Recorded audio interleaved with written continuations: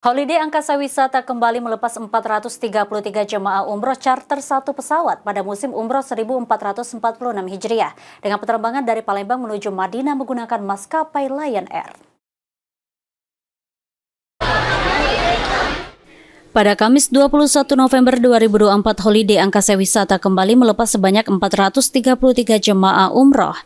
Jemaah tampak memadati keberangkatan Bandara Sultan Mahmud Badarudin II Palembang. Hal ini merupakan keberangkatan charter satu pesawat yang dilaksanakan oleh Holiday Angkasa Wisata pada musim umroh 1446 Hijriah. Seluruh jemaah Holiday Angkasa Wisata ini akan terbang langsung dari Palembang menuju Madinah dan akan melaksanakan perjalanan umroh selama 9 hari. Dengan menggunakan maskapai Lion Air, umroh terasa pergi haji bersama Holiday Angkasa Wisata. Disampaikan oleh Dedi Suparman, CEO PT Sultan of Sumatra Holiday Angkasa Wisata.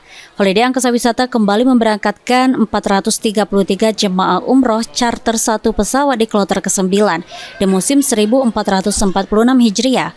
Holiday Angkasa Wisata berangkat setiap pekan dengan harga yang murah dengan fasilitas yang baik.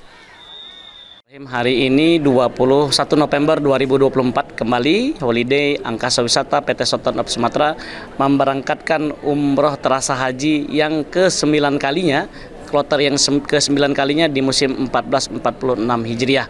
Tentunya Holiday Angkasa Wisata ini merupakan umroh dengan terobosan bahwa seluruh jemaah yang melaksanakan perjalanan ibadah umroh akan merasakan simulasi perjalanan ibadah haji karena dalam satu pesawat sejumlah 433 isinya jemaah Holiday Angkasa Wisata semua.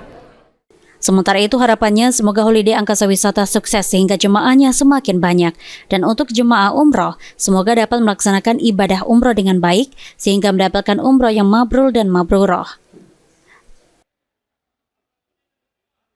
Pada kesempatan ini pertama mengucapkan selamat kepada Pak Dedi Suparman selaku pimpinan Holiday Angkasa Wisata yang telah berhasil memberangkatkan jamaah umroh 433. Ini sama dengan satu kloter jamaah haji.